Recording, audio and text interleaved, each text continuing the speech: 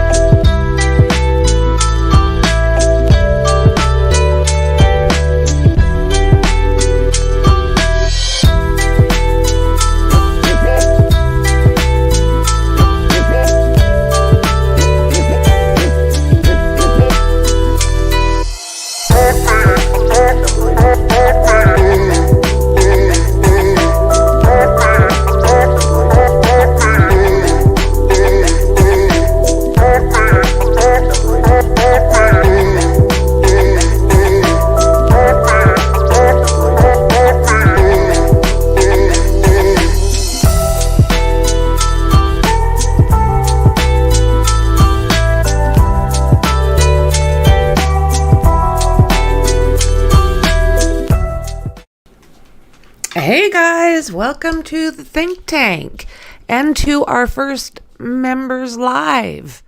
Good to see you guys. I noticed there's lots to be said about this case, isn't there? Yeah, the Crays loved their mom. Oh my goodness.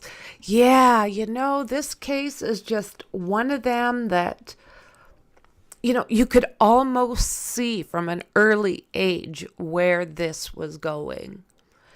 So I've been researching everything again the last few days, and I made up a video for us to watch. And we can chit-chat through that, I'm thinking. So, no, I agree. Just a cycle that she continued until she couldn't turn back. She couldn't do anything but continue forward and get caught. Yeah, and I do. I think that she just got used to it, in my mind. And after a while, it just, she was a thief. That was her main reason for taking these guys. But I think before any of that could happen, things would go a little bit sideways. And was everybody either going to attack her or did attack her? I really don't know. So I don't know what type of possible PTSD reactions she could have been having even. It's just, it is just seriously interesting to research again. You kind of look at, you look at it all from the big scheme of things. There were so many people that took advantage of her, and oh my word. So let's watch this together, and let's see, I think I've got it as big as we can. And we can kind of chit-chat throughout. So I want it to be said that I do not agree in any way, shape, or form with what Aileen Wuornos did. Absolutely in no way. I'm just, I'm interested in the psychological part of this. What happened? What went sideways? So let's check this out. Well, hey guys. So for our first members live, I did up a mini documentary on Aileen Wuornos, who went by Lee. So I hope you enjoy it and learn a few things. The life that she was born into is literally one of the worst I have heard about. She was abused from the beginning and used by everyone. This is a case that I've not decided if Aileen should have been spared the DP due to mental incompetence. But you know what? Let me know as we go through the video I did up. So grab a coffee, some THC, settle in. Let's watch this together. So Aileen's case literally drew national attention to issues such as gender violence in relationships, the legal treatment, and the act of self-defense by women. One of her friends, Dawn Botkins, said that Aileen literally had the worst life of anyone she had ever met. So Aileen Carol Pittman was born in Rochester, Michigan on February 29th, 1956. She grew up in an area just outside of there to the south called Troy.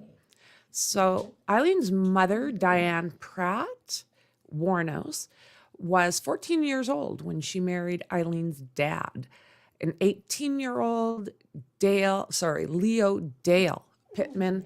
She married him on June 3rd, 1954. Not even 2 years of marriage, and Eileen's mother filed for divorce. She had given birth to Aileen at the age of 16. So it was January 1960, and Diane said that she had tried to make ends meet as a single mother, but she did eventually leave the 6-month-old Aileen and her older brother Keith with a babysitter and never came back. So that's when Eileen's grandparents ended up taking them, Lori and Britta Wuornos. And this happened even though Grandma and Grandpa had their own issues and were probably high risk. Aileen never met her bio dad, who spent most of his life in and out of prison. Leo Pittman was a schizophrenic who was later sentenced to life in prison for taking and R-wording a 7-year-old girl. So one story is he eventually unalived himself while he was in the U.S.A. And the other story is that Leo Pittman, who was a psychopathic child unaliver, who had spent lots of time in mental hospitals throughout Eileen's childhood. And the other story is, well, one story is that he was also unalived in prison. So one is that he did this, and another one is that somebody else did this. I'm leaning towards him. I'm seeming to find most information does lead to there, but there is other things that will say that someone else did this. And then the next year, her grandmother passed away of liver failure. And then she was under the control of her mentally, in my opinion, mentally sick grandfather. So by the age of 11, Aileen began engaging in adult activities for cigarettes, drugs, food. It's also said that she had the same kind of relations with her brother Keith. Aileen said many times that her alcoholic grandfather had SA'd and beaten her when she was young.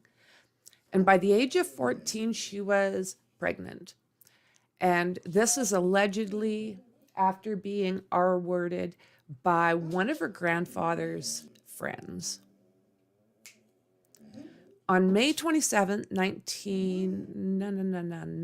Okay, I'm going to go back here a little bit. So in the early 70s, the baby that Aileen had was put up for adoption. She was only 15 when her grandfather threw her out of the house. And that's when she started living in the woods near the home, a few blocks, and started to sell herself. The winters there were long and cold, and she spent about 2 years living in those woods in a tent. So she decided maybe relocating. So on May 27th, 1974, Aileen was 18. She was arrested in Jefferson County, Colorado. She got a DUI and was arrested for firing a .22 caliber pistol from a moving vehicle. And after this, she added on the charge of failure to appear. Then come 1976. Now this goes on for a while, guys. 1976, Aileen thumbed her way to Florida. And it was here that Aileen met a 69-year-old man who was a wealthy yacht club president. His name was Louis Gratz Fell. They ended up getting married. They did.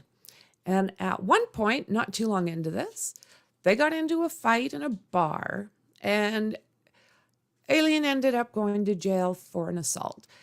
She even hit this old guy with his cane. So Lewis got himself a restraining order, and Aileen decided to go back. Aileen decided to go back to Michigan. That was on July 14th, 1976.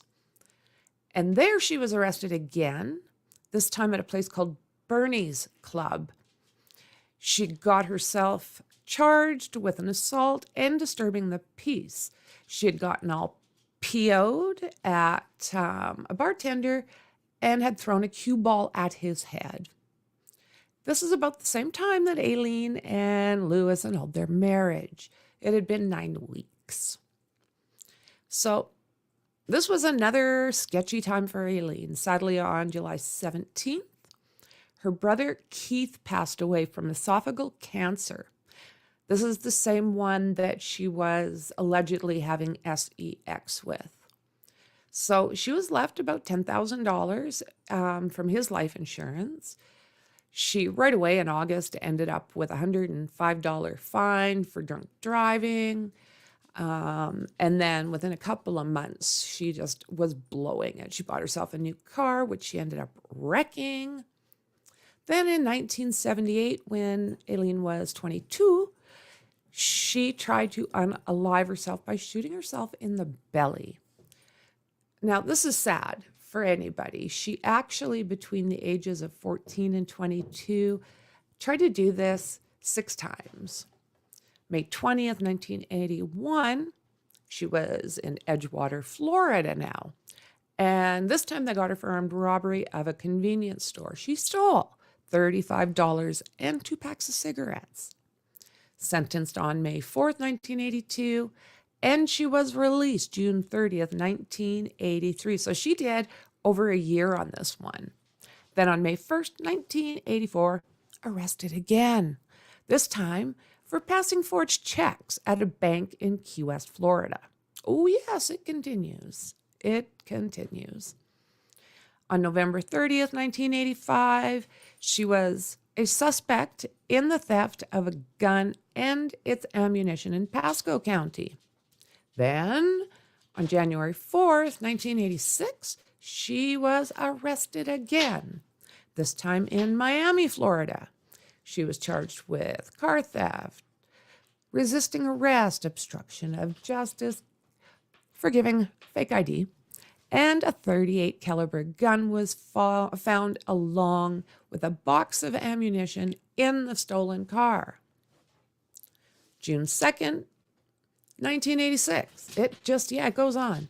Volusia County, Aileen was picked up when a man said she pulled a gun on him and demanded $200. Aileen was found carrying extra ammo. The police found a .22 underneath the passenger seat she'd been sitting in. It was also 1986.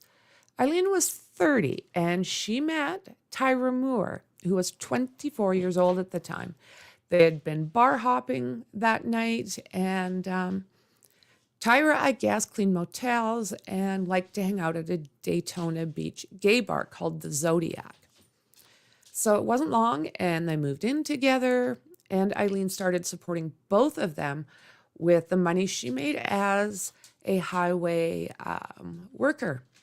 Then, July 4th, 1987, Daytona Beach, police picked up both Aileen and Tyra at a bar for questioning. They were accused of assault and battery with a beer bottle. Now get this. They're saying Tyra seemed to be the anchor that Aileen had been looking for. Yipes. You can't have an anchor that weighs more than the boat. The couple of times they went through hard patches, such as Tyra not approving of Aileen's profession, supposedly. So in the documentary, Aileen Wuornos, Mind of a Monster, Tyra says, once I found out what she was doing, I did everything I could do to stop her doing that. But she says Aileen was adamant and would not stop. So this is according to Tyra. But Aileen, she said, had a short fuse, would fly off the handle. And Aileen would say that she had to hit the road doing what she was doing because Tyra required more money than she did on her own. There's always two stories. Although there was some struggles in their relationship, they did stay together. And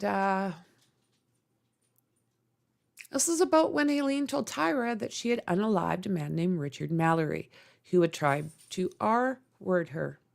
So later it was discovered that he had been convicted of R. So, and she's saying this was self-defense. Tyra thought that she would have to turn Aileen in to the cops. So she asked Aileen to keep the rest of the information to herself. She didn't want to know. Soon, Aileen started bringing back things that did not belong to her. Tyra began thinking that Richard Mallory may not have been a one-off. And that, maybe she was out there stealing off men she had unalived. She's guessing. She's saying she doesn't know this is fact.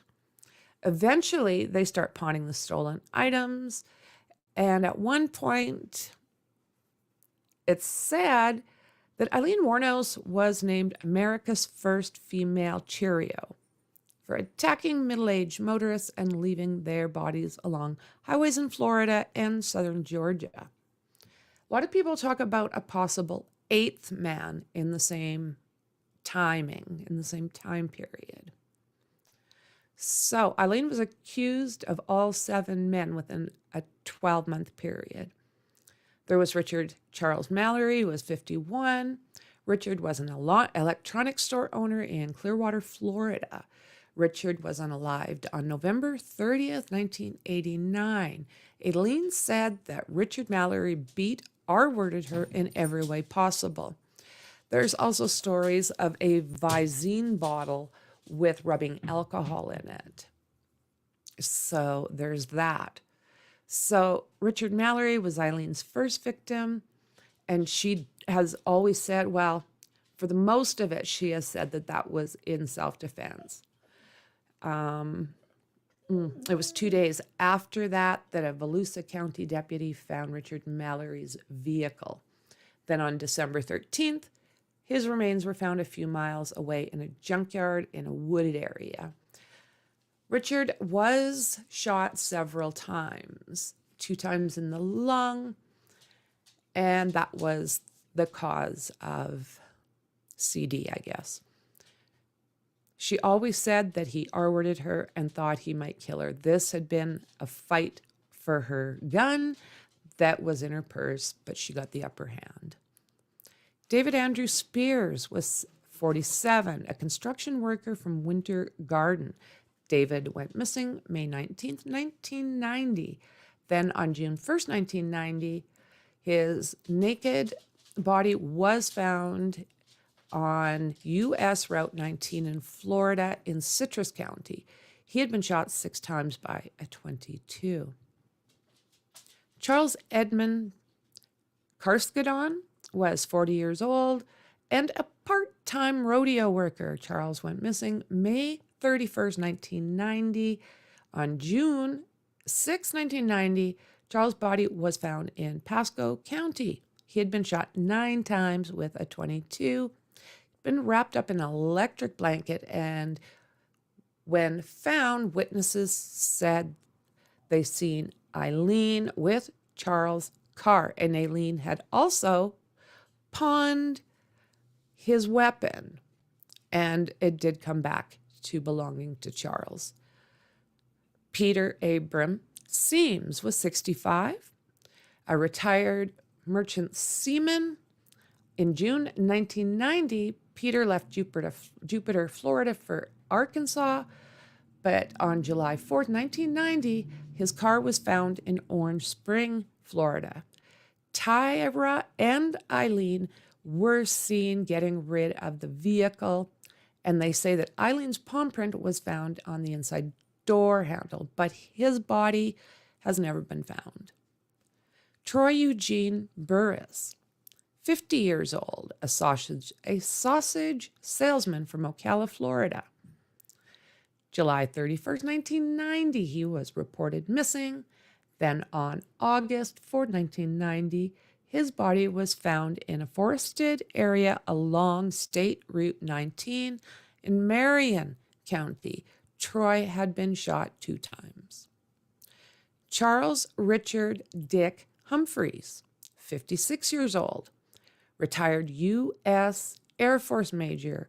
He was also former state CA investigator, as well as former chief of police.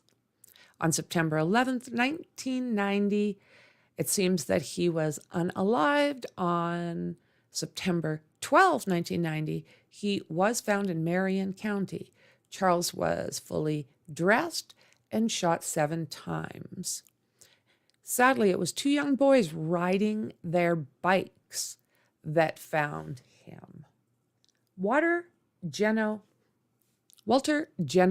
Antonio, a 62-year-old trucker, security guard, a reserve police officer. Then, on November 19, 1990, Walter's almost naked body was found close to a remote logging road in Dixie County. He had been shot 4 times. It was not until about 5 days later that his vehicle was found in Brevard County. So all of this was happening using a .22 caliber pistol. They were all robbed, and they all had their vehicles taken, and they were all to be found close to a major highway road. So the day was December 1st, 1989, that a drunk Aileen Wuornos allegedly confessed to Tyra that she had unalived a man that morning. So this is in court documents. On July 4th, 1990, both Aileen and Tyra dumped Peter Seam's car after having an accident. Rhonda Bailey, who had seen the accident, gave the police a description of 2 girls, 2 women, and the cops also found some of the victims' things again at pawn shops, again with Eileen's fingerprints being found, this time on a receipt from one of the pawn shops. Then they matched that to a print that was left in Peter Seam's vehicle. So, as we're noticing, she had a very large criminal record, and her prints were obviously in their database. So this is when Tyra seen media reports that the police were looking for 2 women in connection with a bunch of unalivings. She basically left Aileen and bolted for her hometown in Pennsylvania. So Tyra, it didn't take long for Tyra to flip. In the days after her arrest, Tyra was back in Florida, staying in a motel the cops had rented for her. There, she started making calls to Aileen, trying to get a confession that can be used against her. And these conversations were being recorded. So basically, Tyra ate hamburgers, drank Budweiser beer for 4 days while they recorded her conversations with Aileen, pleading for her to turn herself in and give the details. Well, not turn herself in, go in and confess about these and give the details and make sure that they clear Tyra, basically. So in these calls, Tyra pretended to be frightened that the cops would pin all of the blame on her. She begged Aileen to go over the story with her again, step by step by step by step, in order to get their stories straight. After 4 days of repeat phone calls, Aileen Wuornos went in, confessed to several of these attacks, but did insist over the phone that Tyra hadn't known about where all the attempted R words. So yeah, Tyra cooperated with the prosecutors in exchange for full immunity. And She and Aileen Wuornos talked on the phone. Aileen knew that Tyra was turning a witness for the state, if anything. They say she seemed to welcome it. So Aileen promised Tyra, I will not let you be involved in the picture. You're not the one. I am the one who did everything. I did it all myself. Do you think that she took the rap of for both of them? Or are you thinking that Tyra just is another person that turned on Aileen through her life? I don't know. I'm undecided. How much did Tyra know? Come on. It was on January 16th, 1991, that Aileen confessed to unaliving all 7 of the men. And, January 9th, 1991 was when Aileen was arrested at the Last Resort Biker Bar in Volusia County for an outstanding warrant from 1986 weapons possessions. So this is how they had picked her up at first. So in November 1991, Aileen, now this is crazy, she was legally adopted by a 44-year-old named Aileen Prale. Yeah, 44. So she learned about Aileen in the newspapers and started contacting her. They somehow ended up hiring a lawyer called Dr. Steve. He was a guitar-playing, music-singing, joint-smoking lawyer who lived in a teepee. So, in my opinion, these two took full advantage of Aileen for money.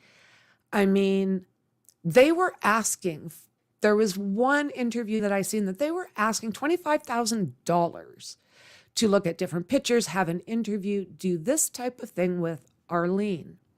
And I think one journalist, Nick Bromfield, I think the last name is, I'll mention him here in a minute. I think he paid $10,000 to get an interview with Aileen, and it just wasn't happening. So there is a part in his documentary that just basically shows her walking away and him not being overly happy. So Aileen eventually did cut contact with both Dr. Steve and Aileen. And she began to think that they had set her up. They'd used her for money and they had victimized a sick woman. They certainly got her sent to the electric chair, in my opinion. So they're just two people that,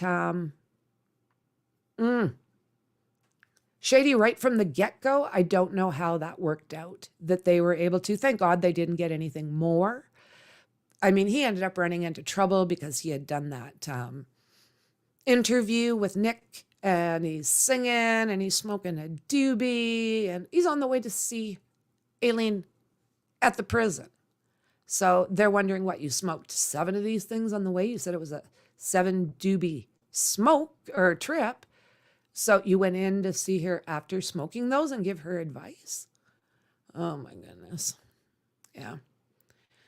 So let's see here. Normally inadmissible in criminal trials. Under Florida's Williams rule, the prosecution was allowed to introduce evidence from other crimes to show a pattern of illegal activities. It was January 27th, 1992, when Aileen was convicted of Richard Mallory's death, and with help from Tyra's testimony, it was sealed. At her sentencing, psychiatrists for the defense said that Aileen was mentally unstable. They had diagnosed her with borderline personality disorder and antisocial personality disorder. 4 days later, Aileen was sentenced to the chair. Aileen's defense made efforts. This is a new defense. Aileen's defense made efforts during the trial to introduce evidence that Richard Mallory had previously been convicted for attempted R-word in Maryland and had served a sentence in a maximum security correctional facility providing remediation to SOs.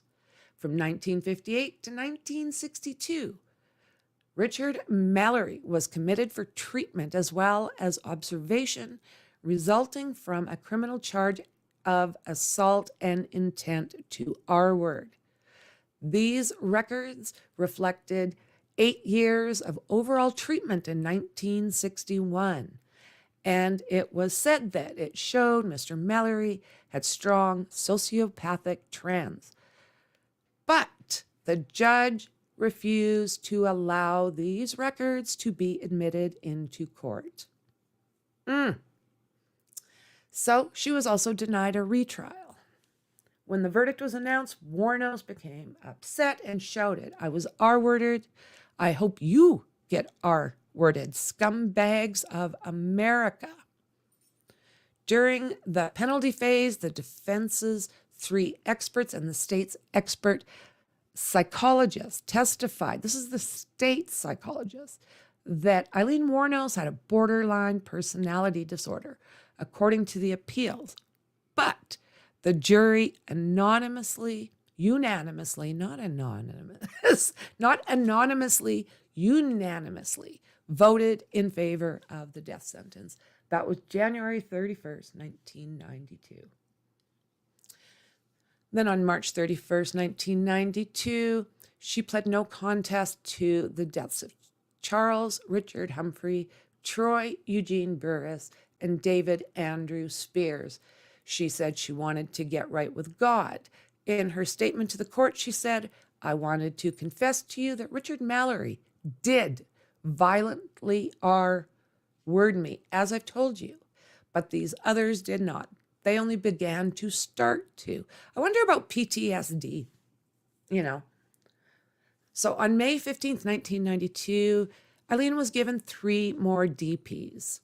Then on June 1992, she pled guilty to the unaliving of Charles Edmund, Carskadon, I do believe. In November 1992, she got her 5th DP. In February 1993, Aileen pled guilty to the unaliving of Walter Geno Antonio and was sentenced to that again. No charges were brought against her for the death of Peter Abraham Scenes because he was never found. So that's 6 DP sentences. So she has always given inconsistent stories about these deaths. She said at first that all 7 men had either R-worded her or tried to, but later said, no, it was robbery and not wanting to leave witnesses. During an interview with Nick Broomfield, Aileen thought these cameras were off, and she kind of whispered to him that she could not stand being on death row. She'd been there for 10 years by then. She wanted to be unalived. I highly recommend this documentary with Nick Broomfield. He did an amazing job. She didn't want to be there anymore. Aileen was locked up at Federal Department of Corrections, Broward Correctional Institution. It's called the BCI for women, and was then moved to Florida State Prison for execution. Her appeals to the U.S. Supreme Court was denied in 1996, and in 2001, a petition to the Florida State Supreme Court. She stated her intention to dismiss her legal counsel and terminate all pending appeals. "I did this," she wrote, "robbed them cold as ice, and I'd do it again too. There's no chance in keeping me alive or anything because I'd do this again. I have hate crawling through my system. I am so sick of hearing that she's crazy stuff. I've been evaluated so many times. I'm competent, sane, and telling the truth. I am one who seriously hates human life and would do this again." Her lawyers argued that she was not mentally competent to make such a request, but Aileen insisted she knew what she was doing, and a court-appointed panel of psychiatrists agreed. Agreed. So in 2002, Aileen began saying that prison workers were tainting her food with dirt, spit, pee. She said she had overheard conversations with prison workers saying that they were trying to get me so she'd push over the brink. By them, I'd wind up doing something to myself before the execution and wishing to R-word me before the execution. She also complained of strip searches, tight handcuffs, door kicking, frequent window checks, low water pressure, mildew on her mattress, catcalling in distaste and pure hatred towards me. Aileen threatened to boycott showers and food when certain officers were on duty. In the meantime, my stomach's growling away and I'm taking showers through the sink of my cell. Her attorneys stated that Ms. Wuornos really just wants to have proper treatment, humane treatment, until the day she is executed. He also said she believes what she has written. So, in the couple of weeks before this execution happened, Aileen gave an interview to Nick Broomfield, and she talked about being taken away to meet God and Jesus and the angels and whatever else there could be. In her last interview, she again charged that her mind was tortured at BCI and her head crushed by sonic pressure, food poisoning, other things. Every time she complained, it seemed that they were trying to make her seem insane or to drive her insane. So as she was starting to walk out, she turned around and said, "You sabotaged my ass society and the cops and the system. An R-worded woman got executed and was used for books and movies and shite." Her last on-camera words were, "Thanks a lot, society, for railroading my ass." Wow.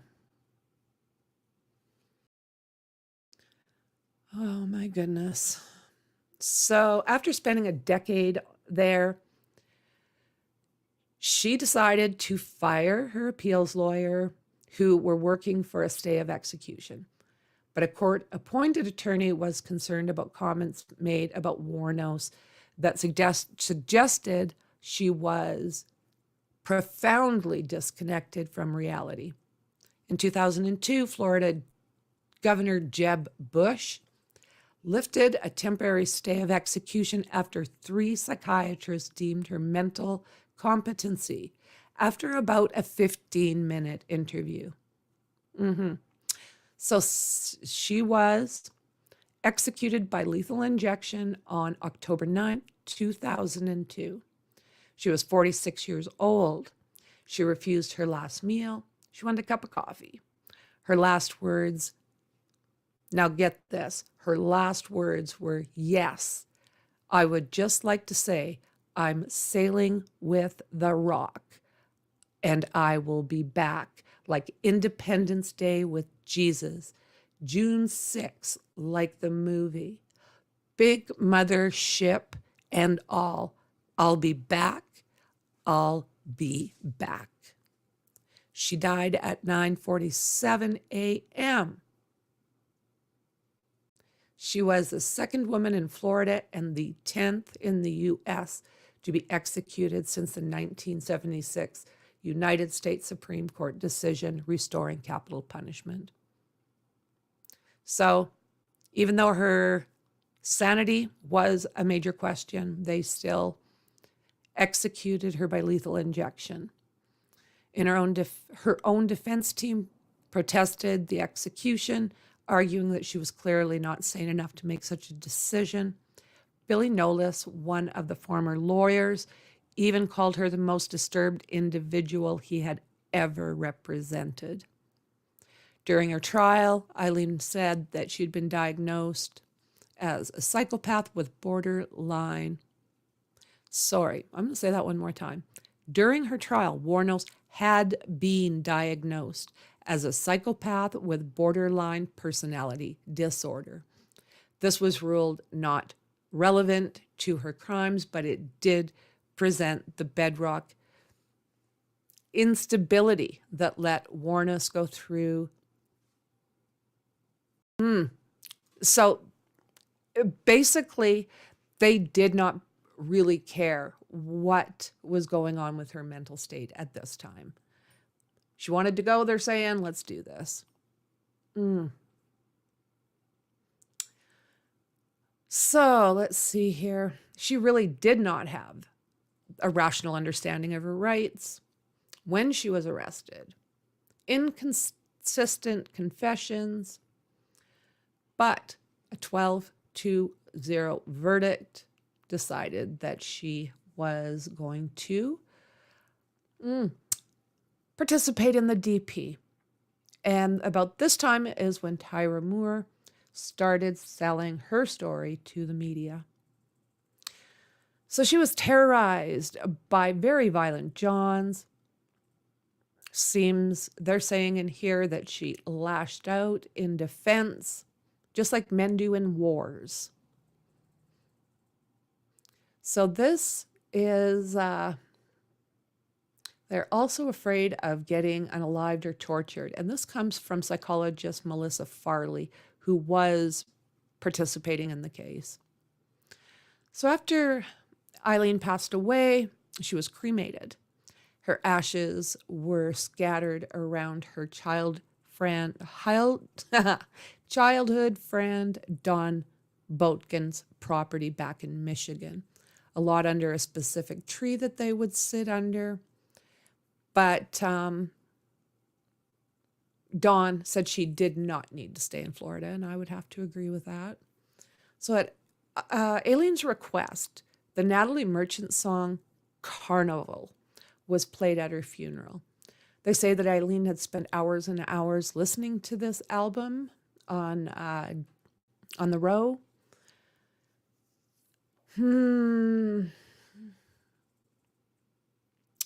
Yeah. If you listen to that song, it's haunting, friends. It is haunting. So a couple quick facts, and we are done with this story. So Aileen Wuornos, born in February 29th, 1956 in Michigan. Rochester, Michigan, best known for an abused child who later earned her living as a worker. She was found guilty of unaliving 6 men and was executed in a Florida prison.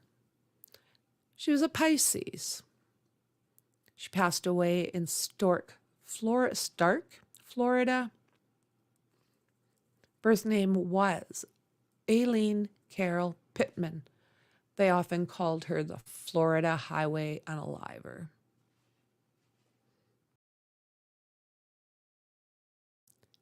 Let's see here. They do say basically that her main reason for doing this was theft. She will say off and on that there was a lot of other things. So number of victims, 7 unalived, 2 assaulted, 1 victimless robbery, whatever that is. Span of crimes between May 20th, 1981 and November 19th, 1990.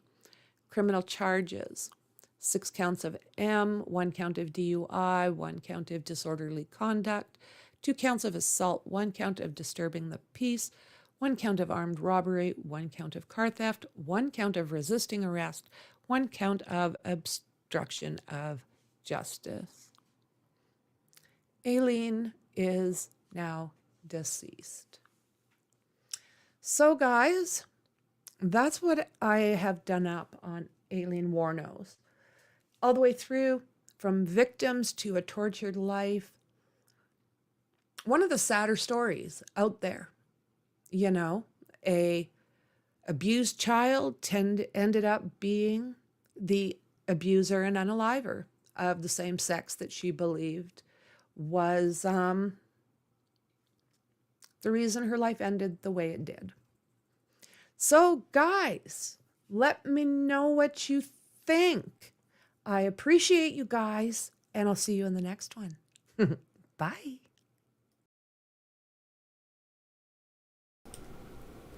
So there you go, guys. Aileen Wuornos. Oh, I'm glad you guys enjoyed that. That makes me really, really happy. I enjoyed doing it. When I first started doing lives, or sorry, started doing this at all, I always did those kind of videos. I'd, spend a few days researching and digging, and took me about 3 days, and I'd put it together, and I'd have my video, so a couple times a week anyways. And then I got into more what I've been doing now. So I really, really, I enjoyed doing it for you guys. Thanks, James. Yeah, all of you. I'm really, really happy that you enjoyed that. It does. Like, she had there's no justification for what she did. Zero justification. But, it makes you wonder, if she had have been given a shot, would this stuff even have happened? From what I could find out, it sounds like, to me anyways, that grandfather, bad. He did some really bad things by the sounds of it, including, she got pregnant, and allegedly it was one of his buddies that did that. I seen pictures of the guy that allegedly got her pregnant when she was 14. He's just like gross guy, and like old and just yucky. So yeah, I don't know. Would she have eventually have done this? Maybe she wouldn't even have gotten into that type of scene at all had she been given some kind of chance. And allegedly the grandmother was quite mean too, but she passed away when Aileen was quite young. My last meal would be roast chicken dinner, strawberry trifle for dessert, and let's ride the lightning.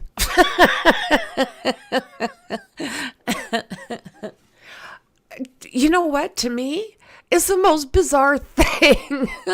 Like, here, you can have a meal before you are gone for the rest of your life. I'd probably do the same as Aileen. I'd probably have a cup of coffee. It's like, really? You're gonna get me all fat and happy, and then you're gonna do that to me? No. I don't see the purpose. Just unreal. And yes, some of the footage that I had watched where neighborhood boys were doing really bad things with her and treating her like a piece of crap. It just makes you wonder, right? Just makes you wonder. And I mean, even Tyra turned on her instantly. And I don't know. What do you guys think? I think Tyra might have known a little bit more, in my personal opinion. I wasn't convinced by what I heard. So, yeah.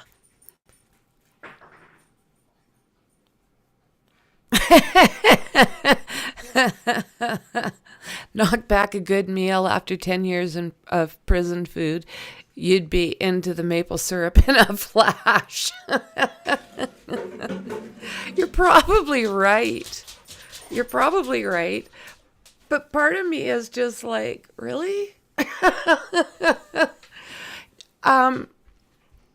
I used to work for a dairy years ago, and every Wednesday, a delivery of milk went to the SPCA because they were giving all the cats their last meal. The cats lapped up all this milk, and then that was that. Bye.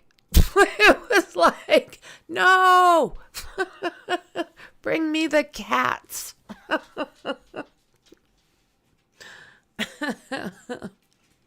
Yeah, it just seems like a really odd ritual to me. But yeah, you're probably right. Maple syrup, cream cheese on pancakes. I don't know. Maybe I'd eat a bunch of chocolate because I wouldn't be sick the next day. Maybe that's what I'd do.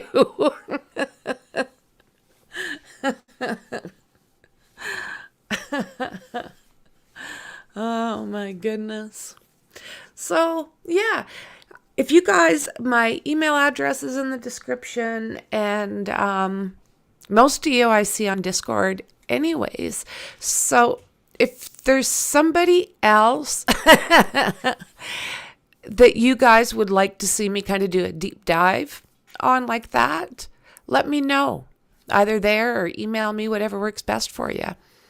And I'll take a look at those. Because, like I say, it's always good to do a deep dive. It's been a while. So, guys, I'm going to say good night. I started working on this. Well, I've been doing it for a few days, more than a few days, actually. But I started this morning at about 5:30. And I've been on this all day. So I am going to try and get a little bit of housework done now. Well, guys, I appreciate all of you. And I'm looking forward to seeing you in the next one. Bye.